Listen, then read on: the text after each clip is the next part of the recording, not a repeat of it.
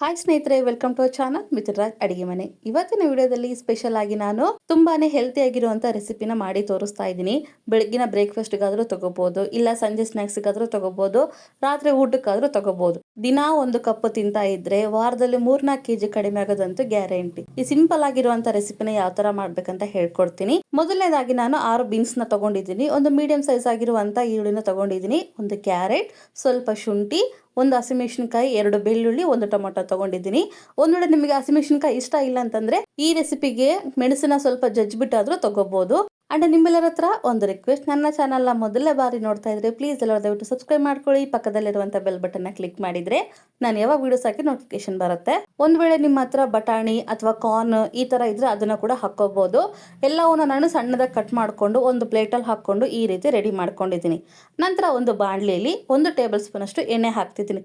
ಇನ್ನೂ ಹೆಲ್ತಿಯಾಗಿ ಬೇಕು ಅಂದ್ರೆ ತುಪ್ಪ ಕೂಡ ಹಾಕೋಬಹುದು. ನಂತರ ಸಣ್ಣಗೆ ಕಟ್ ಮಾಡ್ಕೊಂಡಿರುವಂತ ಬೆಳ್ಳುಳ್ಳಿ, ಹಸಿಕಾಯಿ, ಶುಂಠಿ ಹಾಕ್ತಾ ಇದ್ದೀನಿ. ಎಲ್ಲಾನು ಹಾಕೊಂಡಿದ್ಮೇಲೆ 1 ನಿಮಿಷ ಈ ರೀತಿ ಕೈ ಆಡಿಸ್ಕೊಂಡು ನಂತರ ಇದಕ್ಕೆ ಸಣ್ಣದಾಗಿ ಕಟ್ ಮಾಡ್ಕೊಂಡಿರುವಂತ ಈರುಳ್ಳಿ, ಕ್ಯಾರೆಟ್ ಮತ್ತೆ ಬೀನ್ಸ್ ಎಲ್ಲಾನು ಹಾಕ್ತಾ ಇದ್ದೀನಿ. ಟೊಮೊಟೊನ ಬಿಟ್ಟು ಉಳಿದಿರುವಂತ ಎಲ್ಲವನ್ನು ಹಾಕೋಬೇಕು.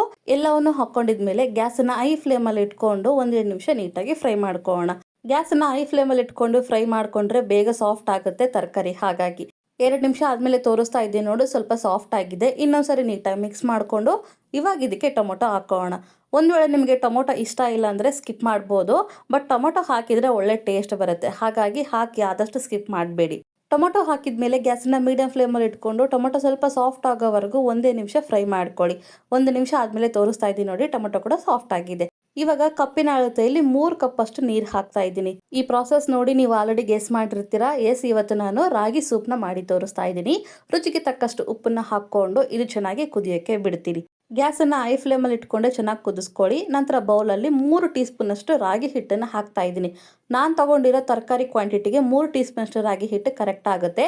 ಸ್ವಲ್ಪ ನೀರು ಹಾಕಿ ಯಾವುದೇ ಗಂಟಿಲ್ದೆ ನೀಟಾಗಿ ಮಿಕ್ಸ್ ಮಾಡ್ಕೋಬೇಕು. ಒಂದ್ ವೇಳೆ ನೀವು ಸ್ವಲ್ಪ ತರಕಾರಿ ಜಾಸ್ತಿ ತಗೊಂಡಿದ್ದೀರಾ ಅಂತಂದ್ರೆ ಈ ರಾಗಿ ಹಿಟ್ಟು ಕ್ವಾಂಟಿಟಿ ಕೂಡ ಜಾಸ್ತಿ ಮಾಡ್ಕೊಳ್ಳಿ. ನೋಡಿದ್ರ ಈ ರೀತಿ ಕುದಿಬೇಕು. ನೀರು ಈ ರೀತಿ ಕುದಿತಾ ಇದೆ ಅನ್ನೋ ಟೈಮಲ್ಲಿ ಇನ್ನೊಂದ್ಸರಿ ನೀಟಾಗಿ ಮಿಕ್ಸ್ ಮಾಡ್ಕೊಳ್ಳೋಣ.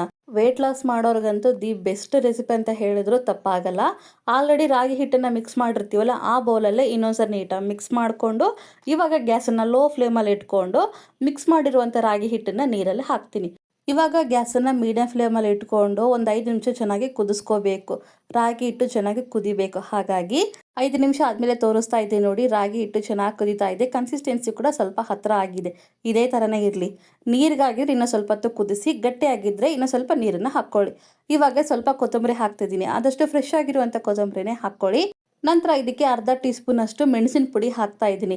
ಒಂದು ವೇಳೆ ನೀವು ಚಿಕ್ಕ ಮಕ್ಕಳಿಗೆ ಕೊಡೋದಾಗಿದ್ರೆ ಮೆಣಸಿನ ಪುಡಿನ ಹಾಕಿ ಮೆಣಸಿನಕಾಯಿನ ಸ್ಕಿಪ್ ಮಾಡಿ. ಈ ಒಂದೇ ಸೂಪಿಂದ ವಾರದಲ್ಲಿ 3-4 ಕೆಜಿ ಕಡಿಮೆ ಆಗ್ಬೋದಾ ಅಂತಂದ್ರೆ ಆಗ್ಬೋದು. ಕರೆಕ್ಟ್ ಆಗಿರುವಂತ ಡಯಟ್ನ ಮತ್ತೆ 3 ಲೀಟರ್ ಅಷ್ಟು ದಿನ ನೀರು ಮತ್ತೆ ಶುಗರು, ಜಂಕ್ ಫುಡ್ ಇವೆಲ್ಲವನ್ನು ಅವಾಯ್ಡ್ ಮಾಡಿದ್ರೆ ಖಂಡಿತ 3-4 ಕೆಜಿ ಕಡಿಮೆ ಆಗೇ ಆಗ್ತೀರಾ. ಲಾಸ್ಟಲ್ಲಿ ಗ್ಯಾಸನ್ನು ಆಫ್ ಮಾಡ್ಕೋಬೇಕು ಅನ್ನೋ ಟೈಮಲ್ಲಿ ನಿಂಬೆಹಣ್ಣಿನ ರಸ ಹಾಕ್ಕೊಳ್ಳಿ. ಒಂದು ಅರ್ಧ ಹೋಳಷ್ಟು ನಿಂಬೆಹಣ್ಣಿನ ರಸ ಆದರೆ ಸಾಕಾಗುತ್ತೆ.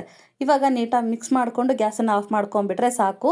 ಈ ಬಿಸಿ ಬಿಸಿ ರಾಗಿ ಸೂಪ್ನ ನಾವು ಬೆಳಗಿನ ಬ್ರೇಕ್ಫಾಸ್ಟಿಗಾದರೂ ತೊಗೋಬೋದು ಅಥವಾ ರಾತ್ರಿ ಊಟಕ್ಕಾದರೂ ತೊಗೋಬೋದು. ಇಲ್ಲ ಕೆಮ್ಮು, ನೆಗಡಿ, ಜ್ವರ ಇಂಥವೆಲ್ಲ ಬಂದಿದೆ ಅಪ್ಪ, ಬಿಸಿ ಬಿಸಿಯಾಗಿ ಏನಾದರೂ ತಿನ್ನಬೇಕು ಅಂದಾಗ ಈ ಥರ ರಾಗಿ ಸೂಪು ಅಥವಾ ಜೋಳದ ಸೂಪು ಬೆಸ್ಟ್ ಅನಿಸುತ್ತೆ.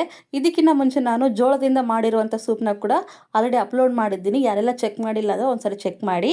ಇಷ್ಟು ಹೆಲ್ತಿಯಾಗಿರುವಂಥ ರೆಸಿಪಿನ ನಿಮ್ಮ ಮನೇಲಿ ಕೂಡ ನೀವು ಟ್ರೈ ಮಾಡ್ತೀರಲ್ವಾ. ಈ ರೆಸಿಪಿ, ಈ ವಿಡಿಯೋ ನಿಮಗೆ ಇಷ್ಟ ಆದರೆ ನನ್ನ ಚಾನಲ್ನ like, share, comment and subscribe ಮಾಡ್ಕೊಳ್ಳೋದನ್ನು ಮಾತ್ರ ಮರಿಬಿಡೋಕೆನಾ. ಮುಂದಿನ ವಿಡಿಯೋದಲ್ಲಿ ಮತ್ತೆ ಸಿಗ್ತೀನಿ. ಅಲ್ಲಿವರೆಗೂ ಟೇಕ್ ಕೇರ್, ಬಾಯ್.